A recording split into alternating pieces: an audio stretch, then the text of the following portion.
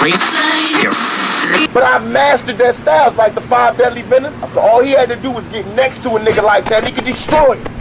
Believe in that, for real. We plan to take the same strategy we use with Death Row West, mind over matter, taking all our weaknesses and making it into our strength. That all these people talk about an East Coast, West Coast war, they like the Judas was to Jesus. They only here to cause confusion. We here to bring money and to bring change. They here to cause confusion.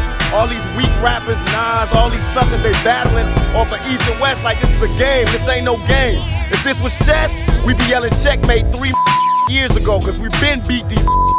It's not a game. What up, Fight World? It's your boy Ego, and I'm back with some more boxing. Still I rise, EGOVELI style. Now, a lot of people have a lot to say about Golovkin versus Brook, and rightfully so. Most of what I've seen has not necessarily been in favor. They don't really understand the move. They don't understand the notion.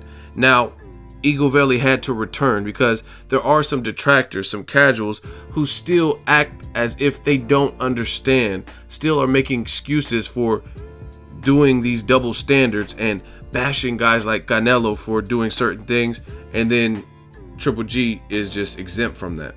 But for me, with new media, it's all about consistency. Make sure you guys follow me on Instagram and all social media at BoxingEgo. Now, I'm not going to play this for copyright reasons in case, I don't know, there's some kind of copyright issue, but I'll put the link and you can watch it. This right here is a prime example of why I am not a fan of this fight. And it was Gennady Golovkin's interview with Power 106, and he was talking about Canelo. In it, when you guys click on it and when you watch it, you'll hear some blatant hypocrisy from Team Triple G. The interviewer asked Golovkin, hey, your trainer Abel Sanchez called Canelo a diva, and he says, oh, he wants to fight. Golovkin responds, yeah, that's because Canelo wants to fight at 155. What? Why should he fight at 155? That's not the middleweight division. He says his last fight with Khan, he pulled someone up 2 divisions down from him, meaning a Khan, a welterweight, right? He said he pulled someone up 2 divisions down and fought him. That's disrespectful to the sport of boxing and is no respect to the fans, right? Fast forward to the future, I'm hearing all types of excuses why Golovkin should be fighting Kell Brook. Oh, but Kell Brook, he doesn't have a loss. He doesn't have Amir Khan's chin. That's fine, that could be true. However, it doesn't change the fact that it's still someone who wasn't fully proven at welterweight. Yeah, we think he might have been one of the best, but since Sean Porter, he hasn't fought anyone to solidify that. He's kind of been holding on to that belt. He got stabbed, had a bunch of mandatories, had a bunch of fights that fell apart with Brandon Rios, Diego Chavez, etc. And he's fought guys that he wasn't favored to beat. So to see him jump up 2 divisions to fight this monster, the middleweight champion with all this power, it doesn't make sense. And Golovkin said it himself. He also said that he believes, and I was right there in front of him, he says he believes Kell Brook is too small. And a lot of people try to make an excuse. Oh, I think that's his English. That's not what he meant. He meant 157 was too small. No, he said he said Kell Brook, he is too small. I think he's too small. So that doesn't even make sense. But people and fans still want to try to justify it. But watch this interview and you guys will see. And it's not looking good because they said Canelo took the business route. You fought Khan for the money. And that's eerily similar to what's happening with Kell Brook. Now, there's a lot of people that say, oh, it's different. It's so much. What's different about it? Kell Brook is a welterweight. He hasn't established himself as a top 154 pounder. He hasn't established himself as a threat at 160.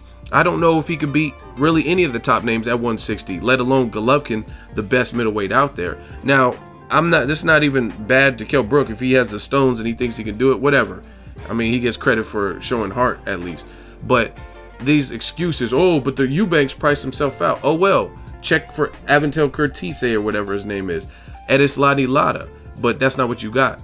Dante's Boxing Nation did an interview with Abel, and he said, oh, we're pushed to the limit and we had a fight date by a certain time.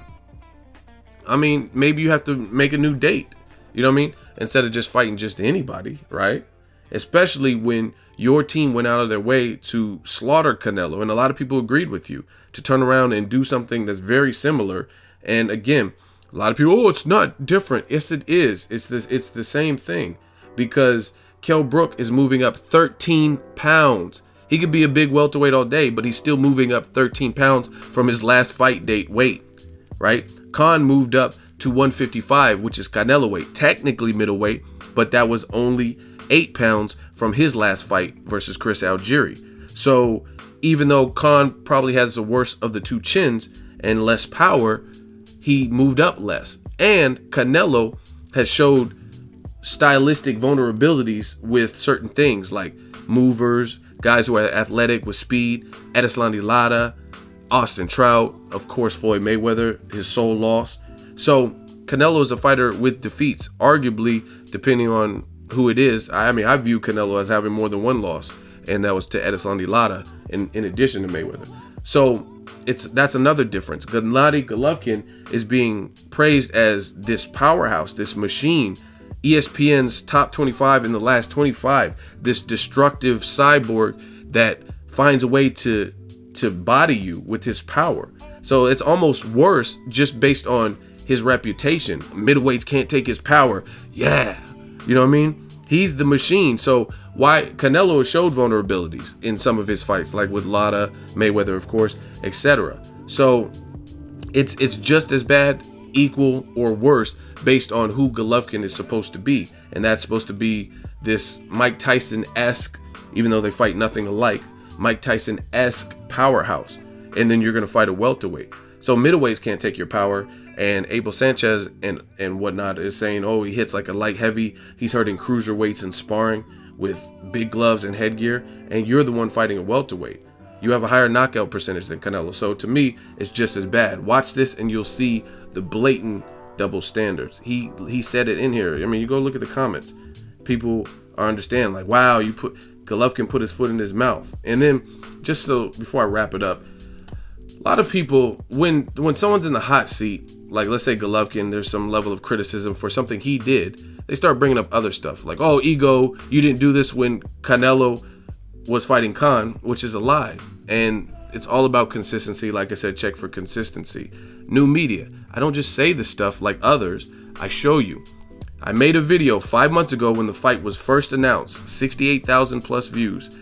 7 reasons Canelo versus Khan should not happen next. So just the way I condemn Canelo for fighting this man, Amir Khan, based on the weight differential and based on the fact that Khan had been dropped by Julio Diaz and hurt by smaller guys, to move up, I'm going to condemn this Triple G versus Brook because it's in the same echelon of things. And again, they're only here to cause distractions. You guys heard it. Tupac said it best.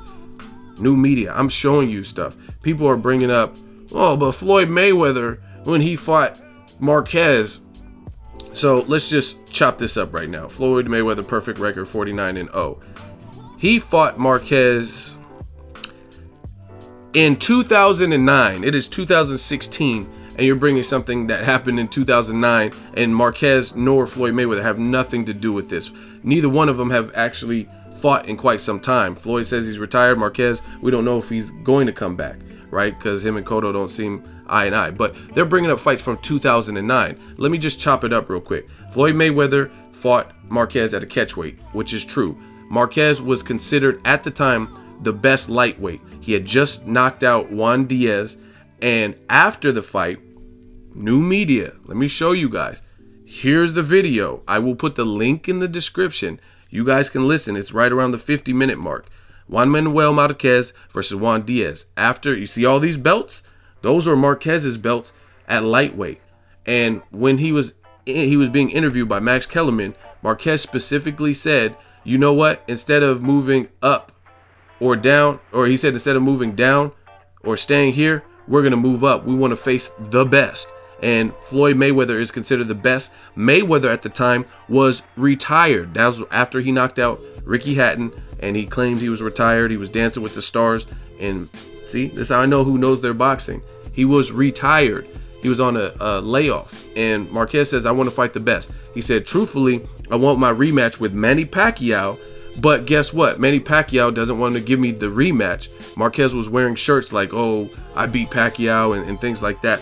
And he said, since I can't get Pacquiao, I want Floyd Mayweather. So Marquez called out Mayweather while he was on his couch, retired. Mayweather's coming back from a 21-month layoff, and then he fought Marquez. So what are you guys talking about? You know what I mean? This is no different. Kell Brook called out Triple G, but guess what? The biggest difference is, even if you, like with the Marquez, Floyd has already established, before he fought Marquez, Floyd had beat Ricky Hatton, Oscar De La Hoya, Carlos Baldomir, Zab Judah, Sean Bay Mitchell, Arturo Gatti, Henry Brussels, DeMarcus Corley, Philip Nadal, Jose Luis Castillo, right?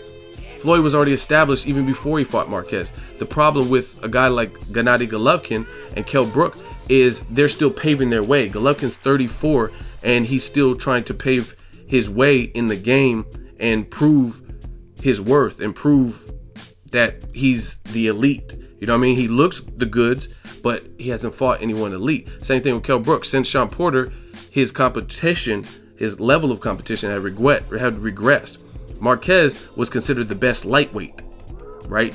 So it was natural that he's moved up. He had already done his business. Watch the interview. He had already done and beat Juan Diaz, who was the baby bull, the guy who was favored to beat him, I think, at the time. And Marquez once again proved he's a soldier and beat Diaz, and then he moved up because he couldn't get the Pacquiao fight, right?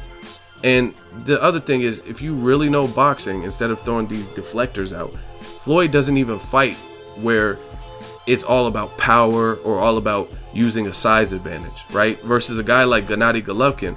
Look at Golovkin's wins. He does have technique.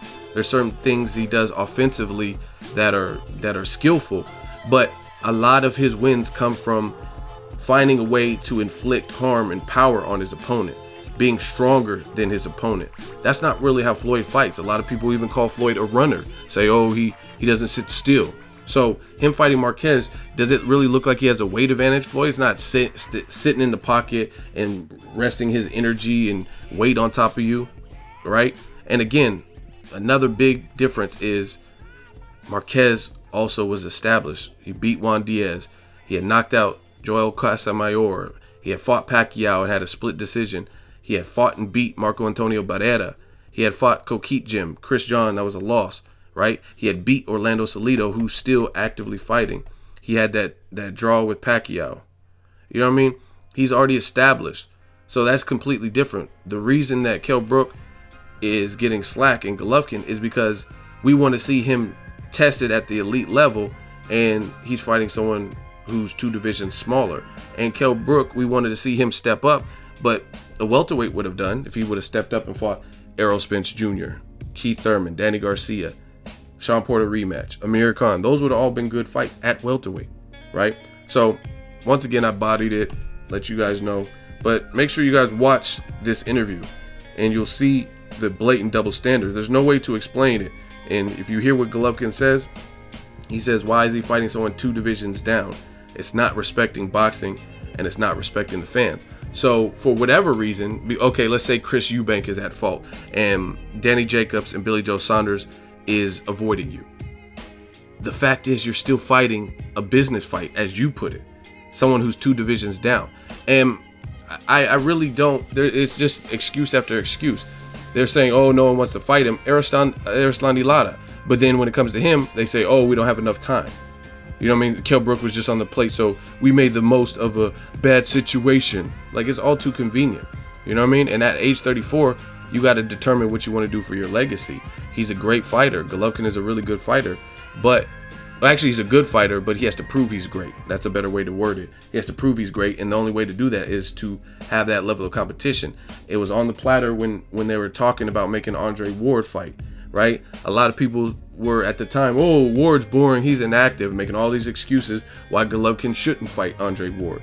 And if he would have fought Ward and beat him, he would have been a pay-per-view attraction right now, because Ward is of the caliber, he's of the cloth, where beating him actually means something in the sport of boxing. If you beat Kell Brook, that's what's supposed to happen based on the powerhouse that you are at middleweight and the fact that he's moving up 2 weight divisions. But if you look vulnerable or look suspect or get rocked even, it's not going to be a good look for your repertoire. So it is what it is. That's my personal opinion. A lot of people still don't understand why I don't approve of this fight, and it's because it doesn't mean anything if Golovkin wins. And for Kell Brook, And also Golovkin was very hypocritical. And people, oh, it's not like Canelo Khan. Yes, the hell it is. How is it not? He said it himself. You're looking 2 divisions down. So let me know what you think. Drop in the comment section. Make sure you like my video as always. Hate, comment, and subscribe. Till next video, it's Ego signing off.